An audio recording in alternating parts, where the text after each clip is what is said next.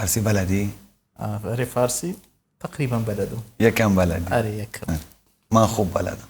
خوب بلدي. خوب بلدم. چرا خوب بلدي؟ به قرآن خوب بلدم. میخواستم خوب بلد باشم. حزم لا. كيف فارسي بي؟